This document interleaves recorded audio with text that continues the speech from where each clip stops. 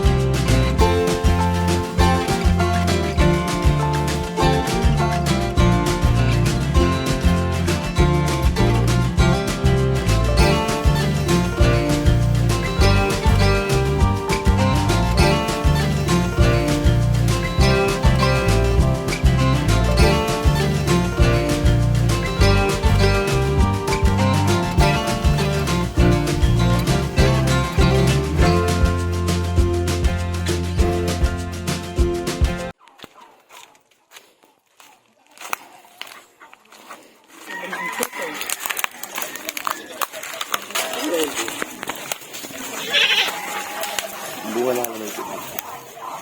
Ito.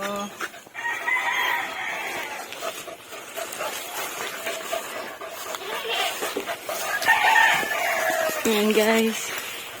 Maharlika na klase siya na rambutan. So, makapal yung balat niya. At kahit ganitong green pa siya, matamis na siya, nakakain na siya. Mamaya harvestin natin yung nasa taas. Mababa lang siya actually. Ito rin guys, oh, katabi niya yung puno ng kakao. Ang dami niyang bunga ngayon, oh. Nalagaan din kasi ng abono.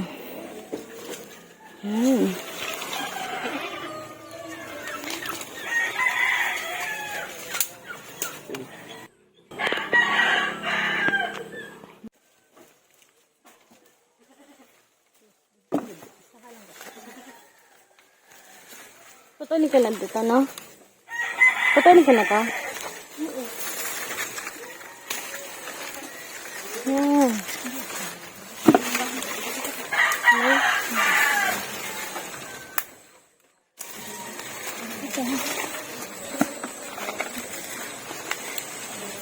Yan. Bugro-bugro ka. Diretsuhin ko ng puto. Wala ka mo. Hindi nga. Doon sa puno ko. Dito? Isa mo nga kapitin. Isa mo nga kapitin. Ano?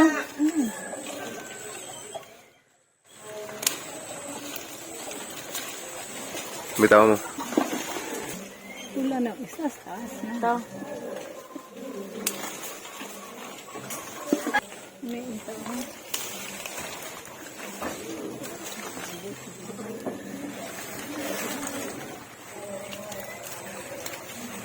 Ito, ang tataas kasi, no?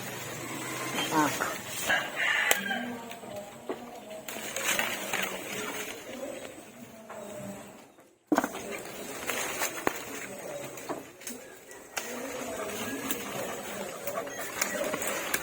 Yan, ang dami, oh.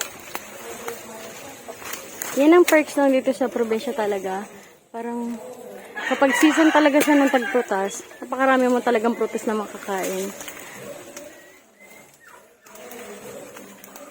And good thing dito sa sa home lot nila mama, yan, madaming prutas na nakatanim. So, prepared na talaga siya.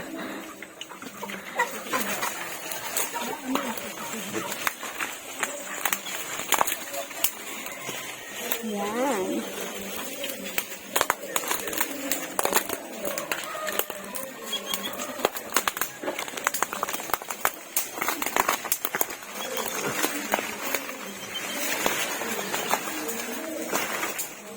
Dili ka man. Dili ko man.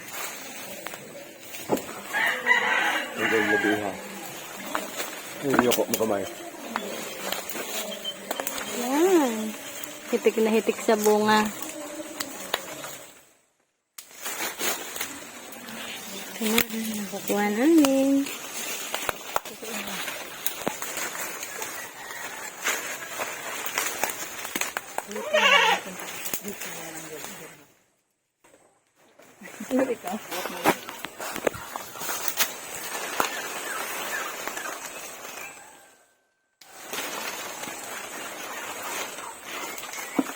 Grabe, ang dami, no?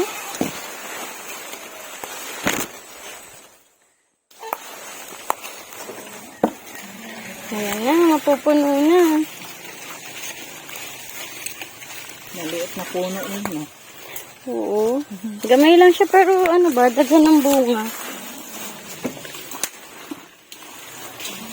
Pero talaga yung kagandahan, no? Kapag may prutas ka sa bakuran. Ayan, bubuksan natin yung isa nating nakuha. Yan. Yan siya kaganda. At dyan na nga nagtatapos ang video natin for today. And yun nga, masaya ako na marami kami nakuhang rambutan. And nakakaaliw lang kasi, syempre, sa sarili mong bakuran, meron ka makuha mga prutas na binibili natin sa palengke. So, ayun. Thank you for watching.